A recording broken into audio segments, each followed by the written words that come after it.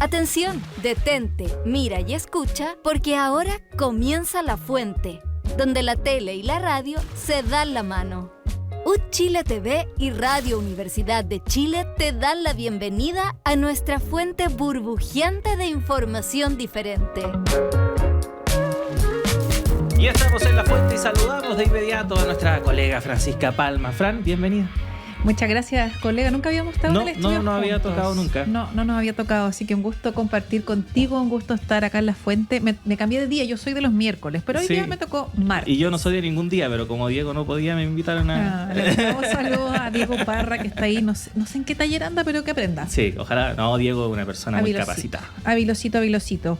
Y bueno, antes de la entrevista yo le decía aquí a Claudio que me tomo un minutito para contar un poco más de los libros que gentilmente nos comparten, nos mandan las editoriales. Y en este caso hablamos de Gozo, poemario de Lucas Costa, de Editorial Aparte. La Editorial Aparte es una editorial de Arica que tiene un catálogo fabuloso de poesía. He conocido muchas autoras ahí. Saludo a Rolando, quien gentilmente nos envió este libro que tiene una particularidad. Además de ser un poemario, es un libro de distribución gratuita. Tú tienes que escribirle a Editorial Aparte, que es @editorialaparte, y ahí están los puntos de entrega de Gozo, poemario de Lucas Costa, poeta nacido en Santiago de Chile en 1988. Fue becario de la Fundación Neruda el año 2010 y ha publicado otros libros como Encomienda, que fue premio Roberto Bolaño, Playa de Escombros y Calcio en la mirada. Así que los invito a conocer más de Editorial Aparte. Muchas gracias, como siempre, por los libros que tú te puedes llevar en La Fuente. Así es, y escríbanos a nuestro WhatsApp, más 569-297-486-40. Ahí pueden participar con el que lo vamos a estar sorteando al final del programa. ¿Tenemos invitado, Fran? Así es, tenemos un invitado que también quiero hacer un disclaimer y quiero decirlo públicamente, es uno de los profesores que más nos contesta para prensa y eso se agradece un montón. Nosotros, el equipo de prensa de Casa Central, principalmente Maripanchi y Maritza, quien saludo allá en el Torreón de Prensa, siempre andan buscando expertos para los temas, y el profesor Luis Bahamondes, académico de la Facultad de Filosofía y Humanidades y director del Centro de Estudios Judaicos, es quien siempre nos responde. Profesor, bienvenido a La Fuente y gracias públicas por ser uno de nuestros voceros más destacados de la universidad. No, gracias a ustedes por la invitación.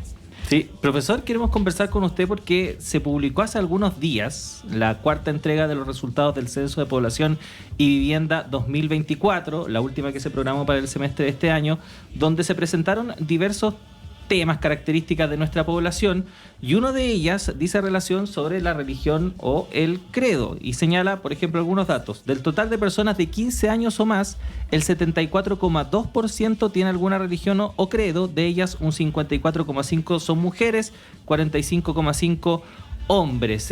Hay una serie de datos, pero queremos hablar un poquito respecto de este tema, ¿no? De la relación que tenemos con la religión, la religiosidad también, cómo eso nos va formando como sociedad. Pero antes de entrar en todos esos detalles, quizás lo más global, ¿no? ¿Cómo podemos explicar el concepto de religiosidad? Sí, en general es interesante plantear, digamos, los datos censales dentro de un panorama que es bastante más amplio. Si ustedes revisan los datos que fueron revelados el día 30 de junio, podremos dar cuenta de que efectivamente se producen, yo diría que algunas líneas bien gruesas, digamos, de transformación y cambio durante las últimas décadas. Y se habla, por ejemplo, de una modificación del mapa religioso de Chile, en particular la religiosidad de los chilenos, sobre la base, por ejemplo, de un declive progresivo que ha tenido el mundo católico, una suerte de estabilidad del mundo evangélico, pero quizá lo más relevante o lo más importante, y que ha sido también dado a conocer por otros medios de comunicación, tiene relación, digamos, con el aumento de los sin religión, o ninguna, con un 25,8%, que es algo, digamos, que genera cierto revuelo en un país que durante las últimas décadas había sido reconocido en América Latina por ser uno de los países que concentraba mayor población religiosa. Entonces creo que ahí hay un elemento que es interesante de poder analizar. Uh-huh. Y profesor, justamente sobre ese porcentaje, ahí decía el GC, 1 de cada 4 personas se declaran no profesar ninguna religión, pero aún así el otro 3 sí. Entonces, ¿cuál es la importancia de esta dimensión en la sociedad hoy día? ¿Qué lugar ocupa finalmente? Sé que es diverso, estamos viendo algunos apoyos ahí, religiosidad popular, el sur, el norte. ¿Qué lugar ocupa en general esta dimensión? Ahí yo creo que lo importante es que quizá no hemos acostumbrado, y ahí en nuestra propia casa de estudio en la universidad, a pensar que lo religioso es una cuestión superada o una cuestión accesoria. Cuando en la práctica para los sujetos, si uno vuelve a los datos, se dará cuenta de que cada 10 chilenos y chilenas, 7 se identifican con alguna religión. Es probable que sea una cifra que no tenga ninguna otra institución en el país, 7 de cada 10, que es una cifra que sigue siendo interesante a pesar que en el pasado hablábamos de 9 de cada 10. Eso como un primer elemento. Y lo segundo que creo que puede ser también relevante es que recordemos que la religión en América Latina, en el caso de Chile también, obviamente, nos vamos a encontrar que modela también cierto comportamiento de los sujetos. Pensemos que todavía tenemos una fuerte carga judeocristiana, particularmente católica en el caso nuestro, donde determinados debates vuelven a aflorar elementos que son religiosos. Temáticas de, por ejemplo, matrimonio de personas del mismo sexo, grupos conservadores y religiosos se oponen a la conceptualización o al uso del concepto matrimonio.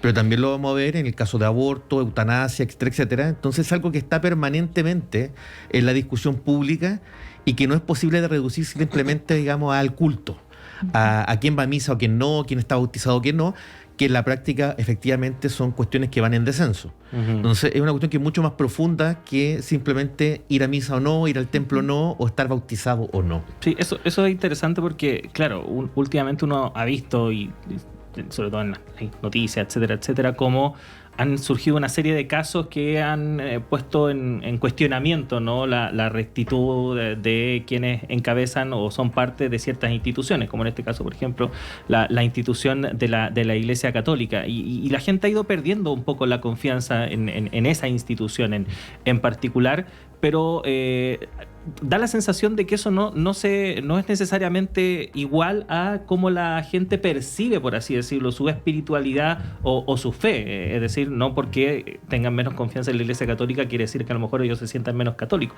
¿Cómo se ve eso? El fenómeno ha sido estudiado a nivel, yo diría que global, particularmente en el mundo occidental, y se habla en general del creer sin pertenecer. Esta idea de sujetos que mantienen altas tasas de creencia, pero forman parte de los procesos de desafección o desafiliación de la institución. En parte por lo que tú señalabas, que tiene que ver con los niveles de confianza en las instituciones y en su liderazgo, que durante las últimas décadas han estado bastante cuestionadas por procesos de abuso de poder, abuso de conciencia, abuso sexual y también corrupción. Esto no es patrimonio del sector católico, sino que también hemos visto casos en el mundo evangélico. Entonces, pensemos que a principios de la década de los 90, la Iglesia Católica en particular, era una de las instituciones que gozaba de mayor confianza en los chilenos y chilenas, producto de lo que había realizado como función durante la dictadura, la defensa de los derechos humanos, etcétera, etcétera. El año 95, el 81% aproximadamente de la población le asignaba, digamos, una alta valoración, alta confianza a la Iglesia, de acuerdo a la encuesta CEP. El año, si analizamos los datos y lo actualizamos, hoy esa cifra, digamos, simplemente no supera el 24%. O sea, el desplome es brutal respecto, digamos, a pasar de ser la principal entidad que genera confianza a ser a una, digamos, que ya no la posee. Entonces eso va generando efectivamente esos procesos de desafección, de desafiliación, pero los sujetos, digamos, no abandonan sus creencias y las van transformando y las van reconfigurando. Profesor, hay otro dato que nos entrega el censo. Esta información salió el 30 de junio, esta nueva entrega del censo. Dice que las regiones con mayor pertenencia religiosa son el Maule, O'Higgins y Ñuble. ¿Qué pasará en ese territorio, en esos territorios, en esa zona? Se ha estudiado, digamos, que efectivamente todavía los sectores que tienen una gran composición de población vinculada a lo rural, a lo campesino, tienen mayores tasas de religiosidad, en particular de religiosidad asociada a cuestiones de religiosidad populares, catolicismo popular, dicen algunos, o por otra parte también que si uno analiza y empieza a depurar los datos, se dará cuenta que aquellos lugares en los que se concentra mayor población envejecida, son lugares que concentran también mayor volumen de religiosidad. Ahí citaban algunos datos. Las mujeres son mucho más practicantes y religiosas que los hombres. Los sectores rurales también tienen altas tasas de religiosidad superior a la urbe. Entonces ahí hay unos elementos, digamos, que intentan explicar aquella situación. Uh-huh. Ahora, profesor, estamos con el profesor conversando acá en La Fuente, el profesor Luis Bamondes, académico de la Facultad de Filosofía y Humanidades, director además del Centro de Estudios Judaicos. Estábamos hablando fuera de micrófono antes de comenzar la entrevista, que habíamos conversado con usted en nuestro noticiario en Radio Análisis a propósito de la muerte del Papa Francisco, ¿no? Y la asunción del nuevo Papa León XIV.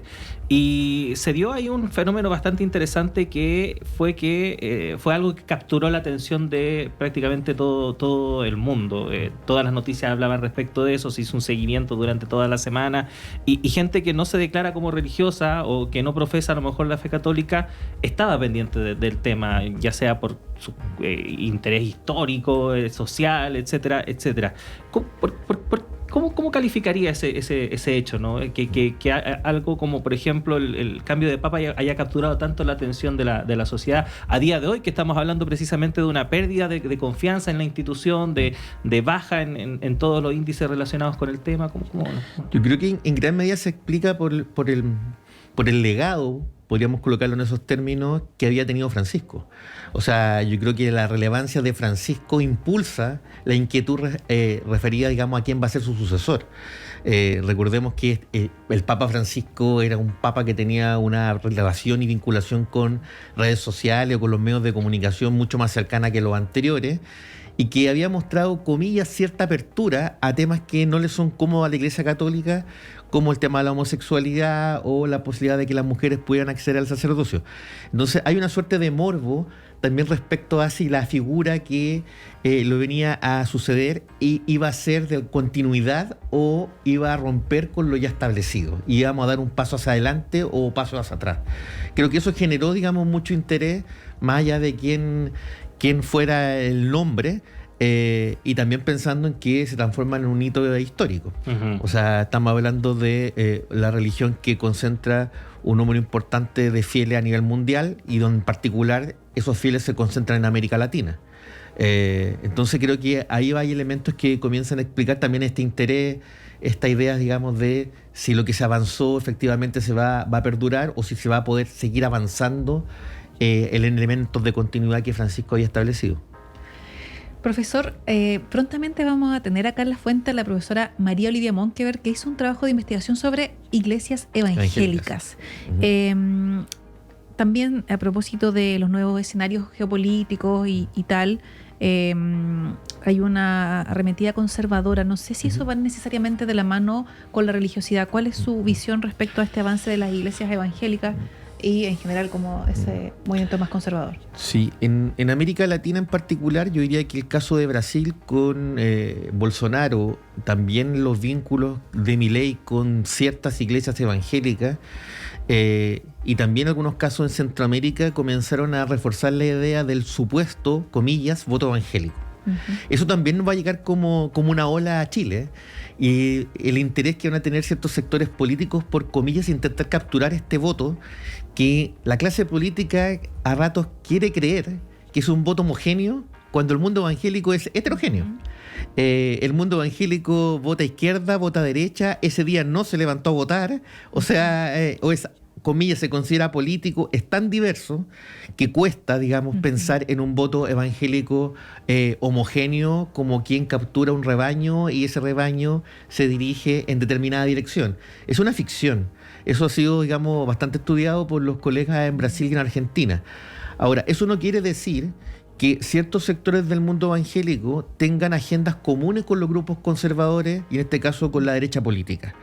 Pensemos, digamos, en la defensa de la vida, cuestiones vinculadas, digamos, a aborto, eutanasia, los temas, comillas, temas valóricos o morales que ellos definen, etcétera, etcétera. Entonces, las agendas morales, valóricas que intenta impulsar la derecha, comulgan muchas veces con los intereses de grupos religiosos evangélicos. Uh-huh. Y eso se ve amplificado, visibilizado aún más en los medios de comunicación, en las redes sociales. Pero yo no diría, digamos, que es posible la captura de ese votante que es heterogéneo por definición. O sea, recordemos que el votante evangélico en particular corresponde a las capas más bajas o medias bajas de la población, donde hay también cierta sensibilidad del mundo de izquierda o de centro izquierda. Uh-huh. Entonces, ahí creo que hay elementos como para analizar. Profesor, nos quedan lamentablemente 1 minuto y medio, pero queremos también destacar el trabajo que usted realiza ahí en el Centro de Estudios Judaicos. Cuéntenos un poco acerca de este centro y cuál es la labor que desarrollan. Sí.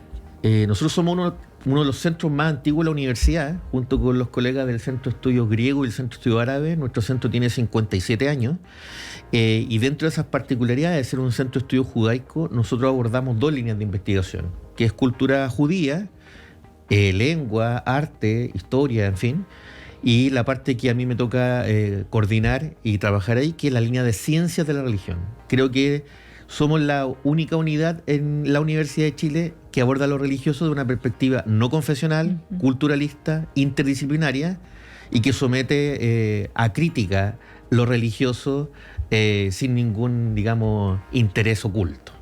Así que esa es nuestra casa. Estamos ubicados en Miraflores 579 y nos volcamos, digamos, a desarrollar este tipo de temas. Sí, no, y tremenda labor la que desarrollan, por cierto, ahí en el centro. Queremos agradecerle, profesor Luis Bamondes, académico de la Facultad de Filosofía y Humanidades y director de precisamente el Centro de Estudios Judaicos, por haber estado hoy día en La Fuente. Que esté muy bien. Gracias a ustedes No, por la que se invitación. quede con nosotros.